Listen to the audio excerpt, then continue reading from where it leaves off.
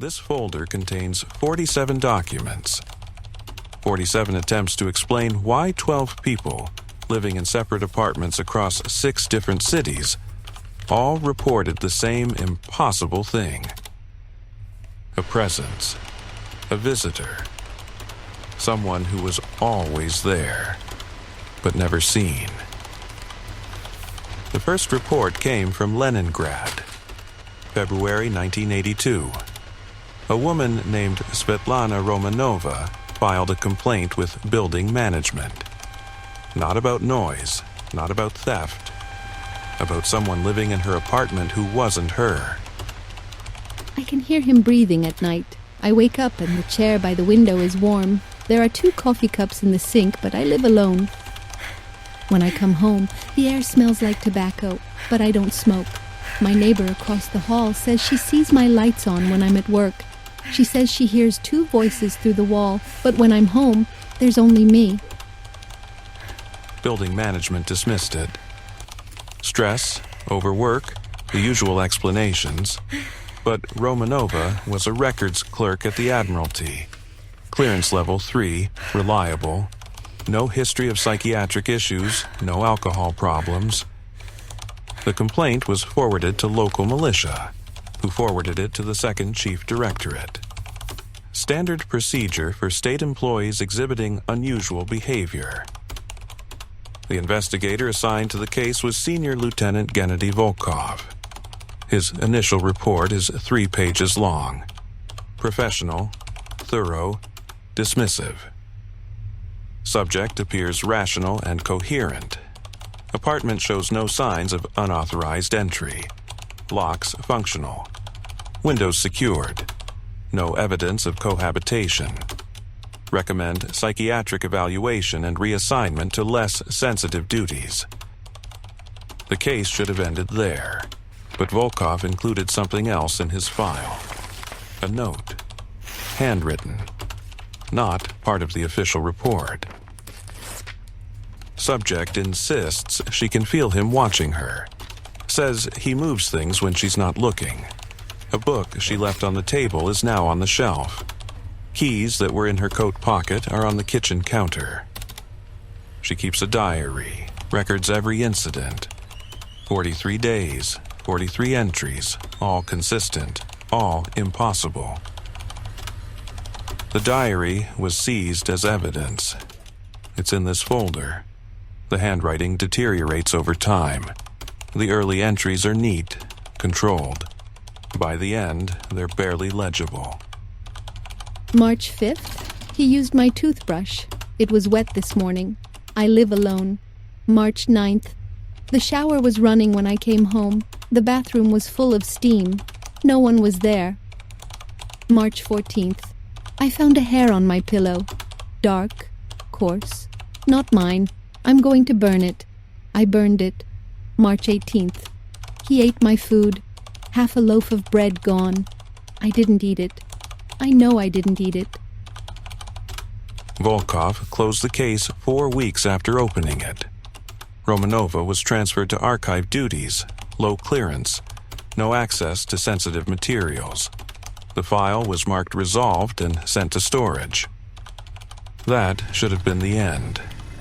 But 3 months later, in Moscow, another report.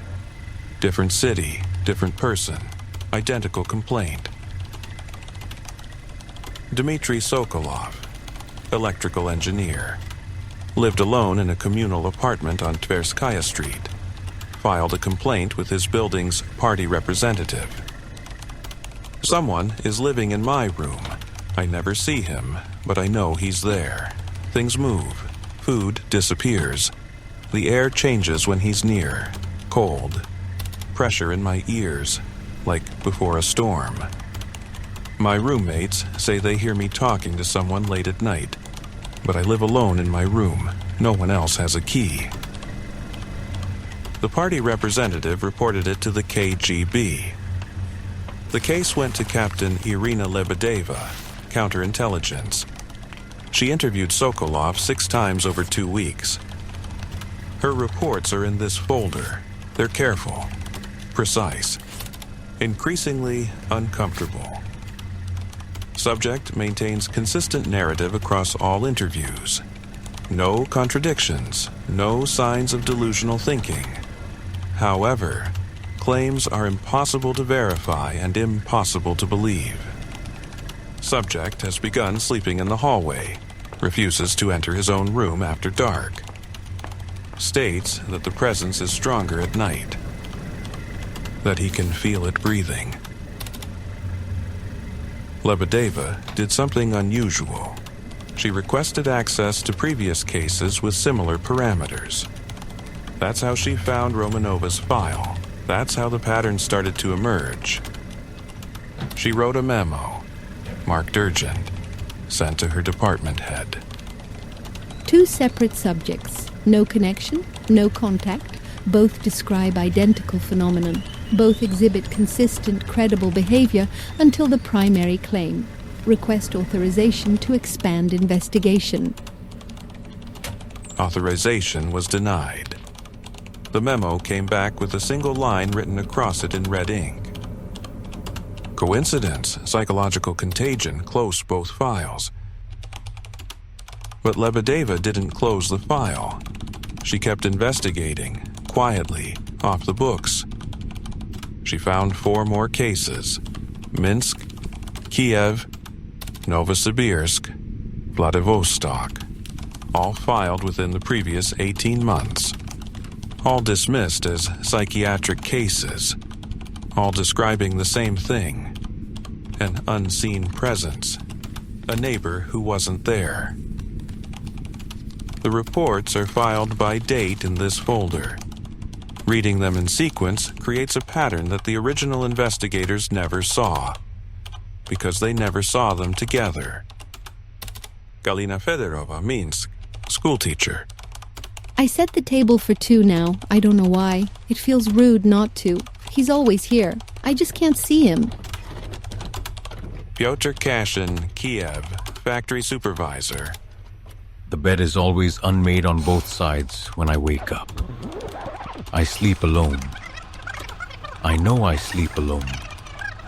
But the sheets are disturbed, like someone else was there. Yakov Dmitriev, Novosibirsk, geologist.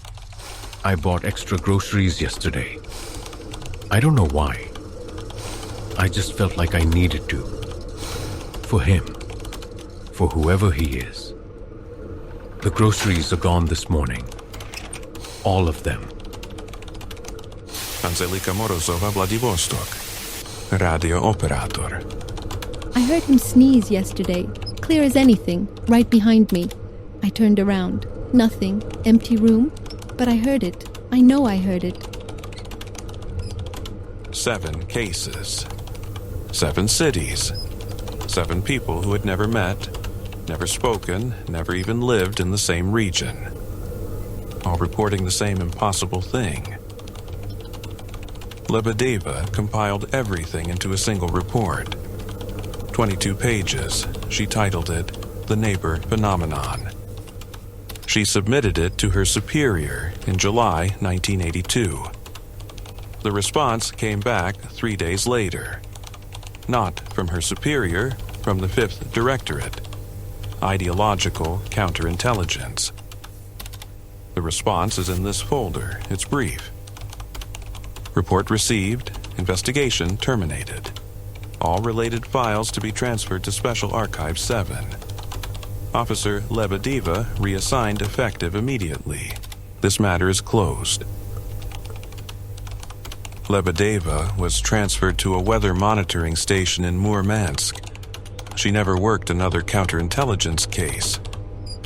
Her personnel file notes that she requested early retirement in 1984. Request approved. No forwarding address.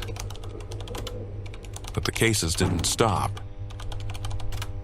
Between August 1982 and January 1983, 14 more reports came in. Different investigators, different departments. None of them knew about the others. None of them saw the pattern. But the pattern was there. The reports are carbon copies. Literal carbon copies, Same phrases, same progression, same impossible claims. Stage 1. Subject notices small discrepancies. Objects moved. Food missing, sounds in empty rooms. Stage 2. Subject begins attributing discrepancies to an unseen presence. Refers to it as he or him, never it. Stage 3. Subject modifies behavior to accommodate the presence. Sets extra place at table, buys extra food, leaves doors unlocked, speaks to empty rooms. Stage 4. Subject exhibits extreme distress when separated from living space. Refuses to leave apartment. Insists that abandoning the space would be rude or wrong. Stage 5. Subject stops filing reports. Stops answering questions. When pressed, subject states that everything is fine now, or we've reached an understanding. 21 cases reached stage 5. 21 people who simply stopped talking about it. They didn't recant, they didn't admit to fabrication, they just became quiet, compliant. When investigators followed up, the subjects were calm, normal, functional, they went to work, they paid their bills, they maintained their apartments. But neighbors reported strange things. Conversations through walls. 2 voices, always 2, even though the subjects lived alone. In November 1982, the KGB conducted physical surveillance on 3 of the subjects simultaneously: Leningrad, Moscow, and Minsk. The surveillance reports are in this folder. They're single-page documents. All 3 say the same thing. Subject observed entering apartment alone at 1847 hours. Lights activated 1849 hours. Movement observed through windows. Subject appears to be speaking to someone. No second party visible. Subject prepares 2 meals. Sets 2 places at table. Eats from 1 plate. Second plate remains untouched. At 21:34 hours, second plate is empty. Subject observed washing 2 plates, 2 sets of utensils. Subject goes to bed at 23:12 hours. Surveillance suspended at 0000 hours. No anomalies observed. The next page is a directive, signed by a deputy director whose name has been redacted. Cease all physical surveillance. Seal all related files. Transfer subjects to administrative observation only. No further direct investigation authorized. But someone kept investigating, not officially. The next section of this folder contains documents that were never supposed to exist. Copies of copies, photographs of pages, notes scrawled on requisition forms, and fuel receipts. Someone was documenting this, hiding the evidence inside unrelated paperwork. The handwriting matches Captain Lebedeva's signature from the earlier reports. She was in Murmansk, monitoring weather patterns. She had no authority, no jurisdiction, no access to active case files, but she was still investigating. She'd found something, a connection that no one else had seen. Her notes are fragmentary, incomplete, but they tell a story. All subjects work in state administration, not high level, mid-tier, records clerks, engineers, teachers, operators, people with access to files, not important files. Just access, check their work logs, cross-reference with file requests. Someone did check. The work logs are here. 21 subjects. All of them had one thing in common. In the 6 months before their first report, every single one had accessed the same file. Different times, different locations, different departments, but the same file. The file number is listed in the margin of Lebedeva's notes. Archive 7-443-K. That file is not in this folder. When you request Archive 7-443-K, you get a single page, a transfer log. The file was moved to Special Archive 7 in March 1981, requested by order of the 5th Directorate. Current location, unknown. But Lebedeva found a description, a fragment, a memo from 1979 before the file was sealed. The memo describes Archive 7-443-K as surveillance logs and incident reports related to communal living space allocation irregularities, 1953 to 1956. Communal living space, the Khrushchev-era housing projects, when the state built millions of identical apartments and moved millions of people into identical rooms. Assigned by lottery, assigned by need, assigned by forces that no one questioned. Lebedeva's final note is dated February 12, 1983. What if they assigned too many? What if the list were wrong? What if someone was allocated to a space that was already occupied, but the allocation went through anyway? What if he's been there the whole time, waiting for the mistake to be corrected? What if he thinks he belongs there? There are no more notes after that. Lebedeva's personnel file shows that she stopped reporting to work on February 20th, 1983. Her apartment in Murmansk was found empty. No signs of struggle, no note. Her belongings were still there. Her food was still in the cupboards. Her bed was unmade. On both sides. The local militia filed a missing persons report. It was closed after 72 hours. No body, no evidence of foul play. Status, voluntarily absent. But there's something else in her file. A housing record. Updated March 1983. Lebedeva's apartment in Murmansk remained occupied. Utilities active, rent paid, lights seen in windows at night. When building management attempted entry for annual inspection, the door was locked from inside. No one answered. The inspectors reported hearing movement. 2 sets of footsteps. A conversation. Voices too muffled to identify. The inspection was rescheduled, then canceled. The apartment was marked as occupied and removed from the inspection roster. That was 1983. The file closes there, officially. But there's an addendum, added in 1991, after the Soviet Union collapsed, after the archives were partially opened, after people started asking questions about what had been hidden. A researcher named Alexei Novikov was reviewing declassified KGB files for a historical project.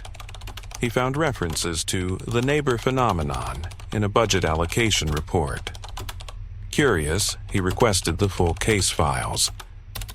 He received this folder: 47 documents, 7 primary cases, 14 secondary cases, 21 subjects who reached stage 5, and 1 missing investigator. Novikov wrote a report. He submitted it to the State Archive. He wanted to follow up.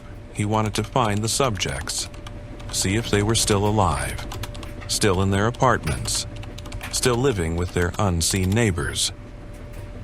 His request was denied, no explanation given. Novikov tried to follow up anyway. He located 3 of the original subjects: Romanova in Leningrad, Sokolov in Moscow, Fedorova in Minsk. They were still alive. still in the same apartments.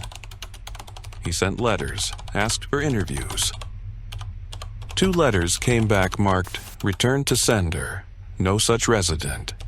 The 3rd letter, sent to Dmitry Sokolov, was returned opened. Empty envelope. No response. Novikov went to Moscow himself. He went to Sokolov's building on Tverskaya Street. The apartment was still listed under Sokolov's name. Novikov knocked. No answer. He knocked again. A neighbor opened her door. Elderly woman. She'd lived in the building since 1975. Novikov asked about Sokolov.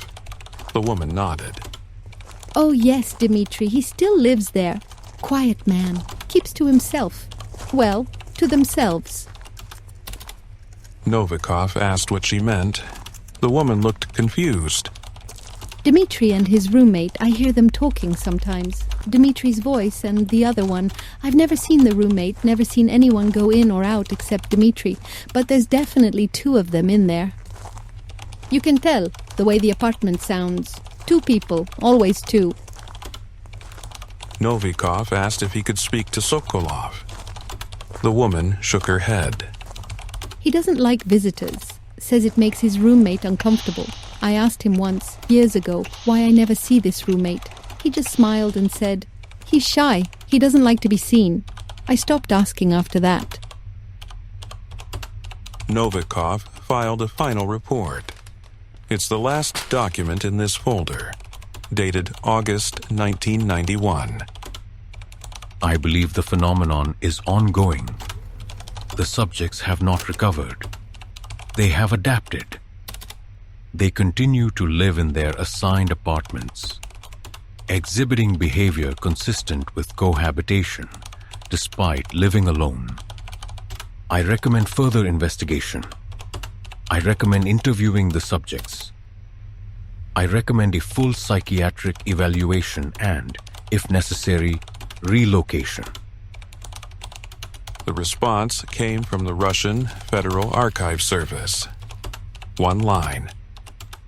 Request denied, files to remain sealed, matter closed. But Novikov added one more thing. A handwritten note, paper-clipped to his report. I went back to Sokolov's building last week. I needed to see for myself. I waited outside until evening. I watched his windows. The lights came on at 6:47 p.m. I saw movement. Shadows on the curtains. 2 shadows. 2 distinct shapes, moving independently. One sat down.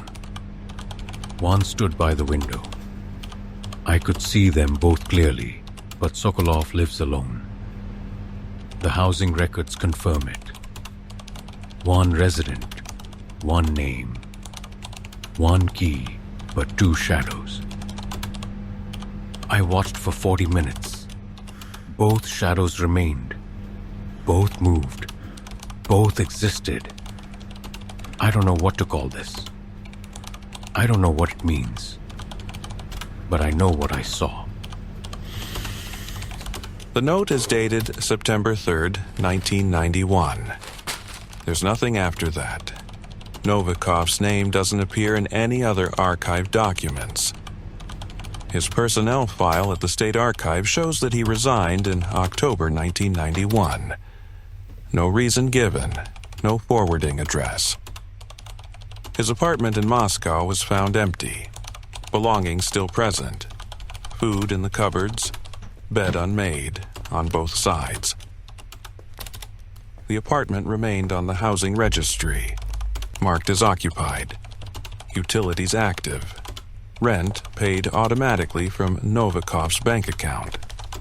Neighbors reported lights, movement, sounds of conversation. When building management attempted entry for a gas leak inspection in 1993, the door was locked from inside. They could hear voices through the door.